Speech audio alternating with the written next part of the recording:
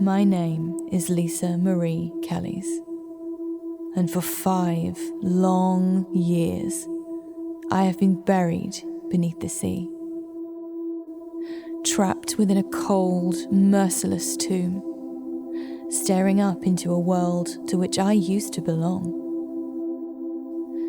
To this day, no one has ever found me, but they remember me. They sing songs of me, whisper rumors and tell stories. They have even given me a new name, one that takes me from the girl I was and turns me into merely the stuff of legend. They call me Lost Lisa Marie.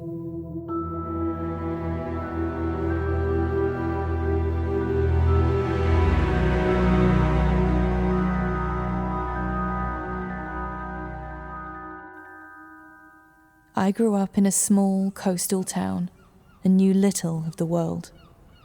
I was 17 and I'd fallen in love. The sort of love only felt by those who are too young to know any better. Absolute and unrelenting. Every night I tossed and turned, and my mind ran like an engine with thoughts of him, stealing away my rest so that when the day came, I carried the weight of him wherever I went. He was only a few years older than I, but to my eye, he was a man, and so unlike the others I had known.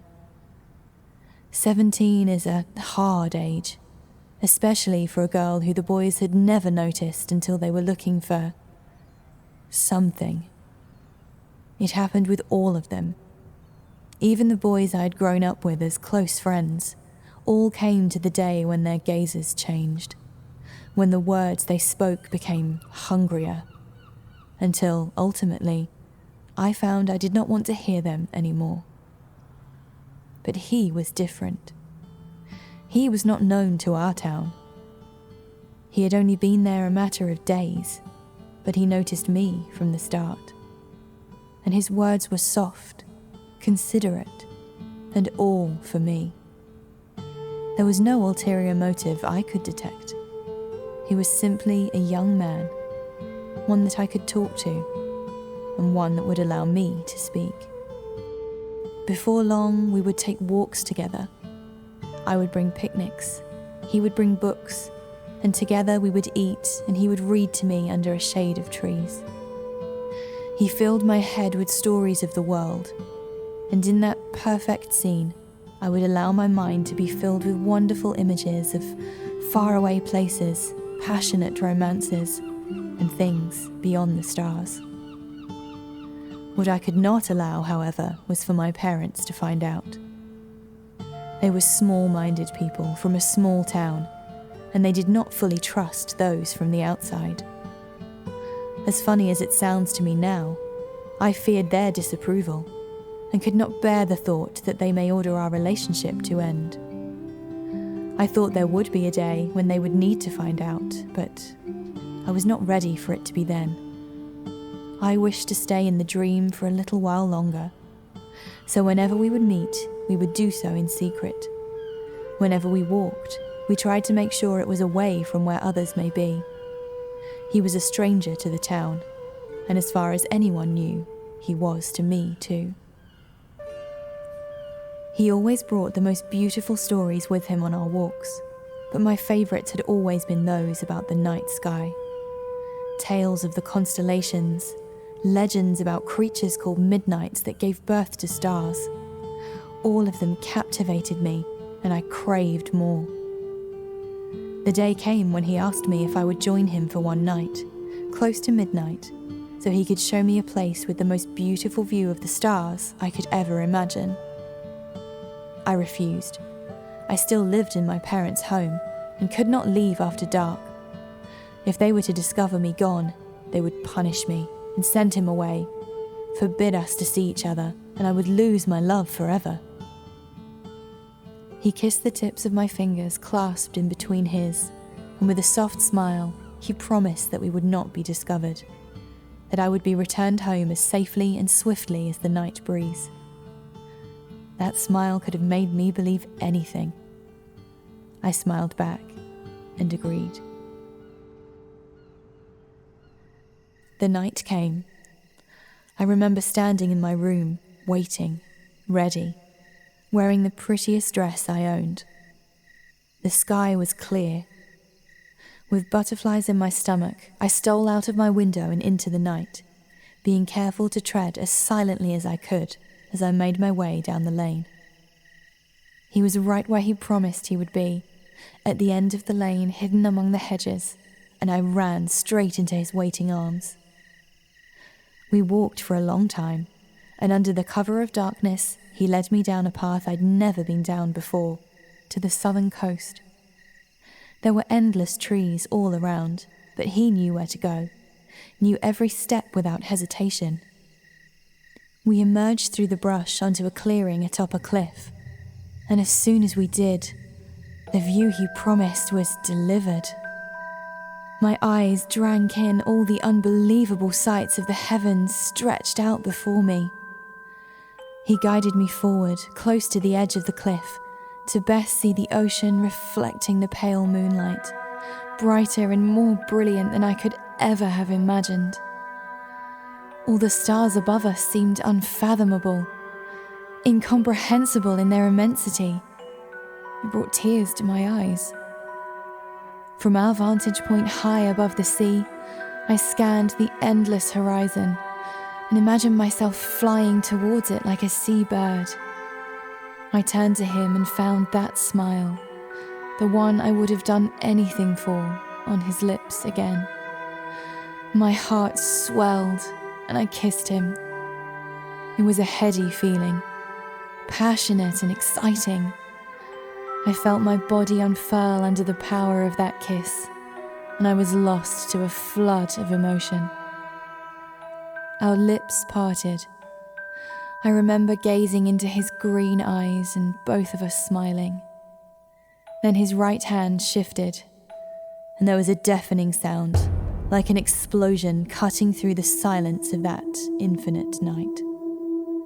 Then I felt the burn as the bullet tore through me, felt the bone and sinew fly free from my body. The air escaped from my lungs and refused to return no matter how hard I tried. I stepped away from his embrace with trembling legs and stared at him, failing to comprehend what had happened, even as smoke rose into his face from the barrel of the gun. He was still smiling. I stepped back further, trying to steady my unwilling feet, but the pain was overwhelming. My clothes, hands, legs were all drenched in blood. My fingers danced over the wound, as if I could put it all back in. My eyes began to swim. My head grew light, and without even seeing him approach, I felt his hands on my shoulders, and he pushed. And then I was falling, for miles and miles into oblivion. Every second was pregnant with the anticipation of an impact that refused to arrive. Until it did. My body felt as if every bone was sure to break as it struck the water. Then the cold, like 1,000 more bullets striking me at once, enveloped me entirely, and I sank even deeper. As the last of my life left my body, that is all I remember. That is all I knew. That merciless, lonely cold. But I never left. My body died, but I was still there, still trapped beneath the water, unable to move, unable to escape. I had no power over myself. If I could have cried or screamed, I would have. But at that moment, I was nothing, could do nothing. The sun rose the next morning, and I could see the light change above me, but no light could penetrate to the depths that I had fallen, and the warmth never came. I would have done anything to have felt just a touch of that sunlight, To be once again walking in the woods, sat under a tree as I had done with him, as he probably was now. The man who stole these things from me was free to wander and roam and feel the sun beat down on his face. My despair gave way, and in its place a new, overpowering and unlimited feeling took its place. Rage. Days turned to weeks, weeks to months, where I was still powerless. Time, nature, and the creatures of the deep worked their will upon my body, but my spirit did not relent in its fury. After several months, I became aware that I was not alone. What I caught was the merest hint of something else down there with me. Like an echo that only appeared for a moment. I focused everything I could on that sound and searched for it. Each day I heard it again, and after some weeks the sounds became firmer, less fleeting. And it was joined by another. Day by day both sounds became clearer, and to my horror, I realized there were others like me. There was no voice to hear, no words they could have spoken, but I could hear them now, shifting in and out like waves, but I knew they were there, and now they knew me. Slowly, very slowly, I learned how to communicate to them. Simple words and thoughts projected out and waited for them to respond. They had both been there much longer than I, but neither of them had been aware of the other. Before long, they were both able to tell me their stories, of the man that had come to them from far away, had drawn them in with sweet words and kisses, had wanted to show them a night under the stars. The first had been down here for 2 years, the other a year later. Another year to the day after that, I joined them, like the sickest of traditions. My anger boiled over. A few weeks later, on the night exactly a year after I arrived, we were joined by another. We felt it as her body hit the water, could see her sinking deeper, even through the dark. The murky water crashed like the shattering of glass above me, and I knew, way up there, he was looking right back down, smiling that damn smile. If my spirit could have, it would have flown to the top of that cliff to choke him. He had stolen another girl from the life she had and all that she could have been. Why he was doing this, the motivation for this perverse ritual, I neither knew nor cared. This would not, could not happen again. But sadly, it did. Year upon year, exactly to the day, another woman would join us, always in the same manner, until there were 8 of us in that watery grave. Only one, Sarah, was different. She he had not been so sly with, and had tormented her for days before sending her over the edge. 5 years since I had died, 8 years he has been killing. But in that time, we have not been idle. It took unimaginable time, unbelievable strength, but my fury fueled me through the years. Fury and the will for revenge gave me strength through the cold and the despair to reclaim whatever power we had. That anger became force. That force became power. And I discovered what the human spirit can truly do. Alone, it can lament itself, but joined with others, unified by a common purpose, it becomes limitless. Once we were powerless, now less so. With our united strength, all that had once been hidden is now clear to us. Where there was silence, there is now clarity.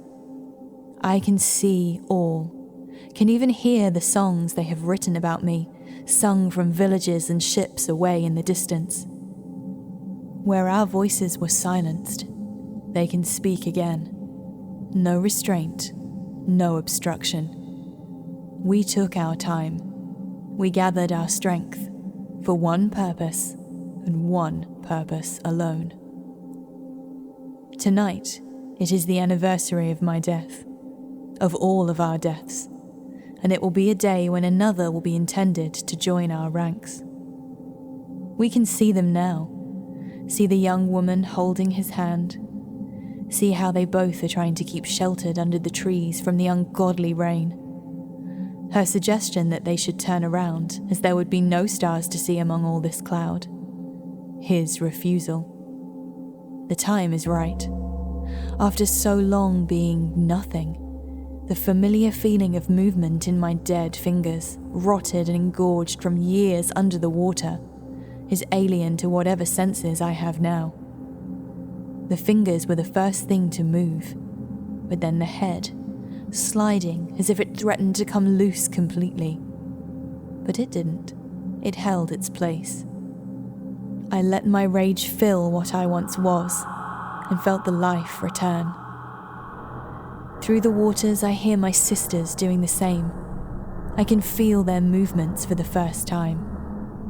I signal them, and for the first time in 5 years, I ascend. I didn't know how much it would hurt, but our cause is worth any agony. I surface and feel wind and rain on my face once more, but it doesn't feel like a relief as I thought it might. It's nauseating to feel these sensations on my wasted flesh. Ultimately, it is of no consequence. My sisters appear. One by one, their heads emerge from the water, like the most grotesque nightmare. The climb is before us. From here it looks 100 feet, but it could be 1,000, and it would not keep us from our goal. The rocks beneath my palm tear at my skin like wet tissue, but my hand never once loses grip, nor does my strength wane. I hear my sisters behind me, even through the rain, all of them keeping pace, scuttling like a terrible swarm. He is there now, with her. She does not want to be there. She's scared of the storm. Despite this, he pulls her closer to the edge. She tries to stop him but can't. Then she screams. He hasn't done a thing to her, not yet. She screams because she has seen my arm, grey and rotted, snake over the edge. And then we are all there, oozing over the threshold like ink, each of us a portrait of waste, ghoulish and mutilated, misshapen and monstrous, and the pure terror on his face it's beautiful. He tries to back away but stumbles. The girl is screaming louder than the sky can thunder. He pulls out his hidden pistol and fires its one shot at us uselessly. If it has hit any of us, then there's no way to tell. We advance slowly, savouring his fear, letting him stay in that state of powerlessness so he can know just how it feels. "Do you remember me?" I cry, in a disfigured, choked voice that I have never heard before. It is so unrecognisable, it brings tears to my eyes to hear it. I don't know whether he's unwilling or unable to respond, but I don't care. I crawl over that paralysed body of his, and I grasp his face with my skeletal fingers, letting him feel them sink into his skin. My name is Lost Lisa Marie. We each have a piece of him, and now he is screaming as we carry him like the blackest horde of demons. He is screaming as we drag him through the wet grass. He screams as we pull him over the edge. He screams until his lungs give out through the fall. He is silenced in the water. If he could cry out as we drag him further and further down to the darkest depths where none of us have ever seen, then he would have. There he will stay, trapped beneath us. We shall return to where our bodies died, but he shall forever be below us, cold and alone, lost to sight and memory. We shall have each other for as long as we are here, and should there come a day many years from now where he finds a way to reach out as I did, he will only find us. And all he shall hear for the rest of time is the voices of our hatred, and he will never know any kind of peace. The girl saw us. She heard my name. She is running back home now, where she will doubtless tell all she can of what happened. While I was living, I knew little of the world, and the world took little notice of me in return. So let them know me now. Let them hear this girl's tale, and let it feed my legend. Let my song ring out, so that those who may even think of harming another woman stop in fear of my retribution. Let them speak my name in whispers. Let my name haunt their thoughts. My name is Lost Lisa Marie.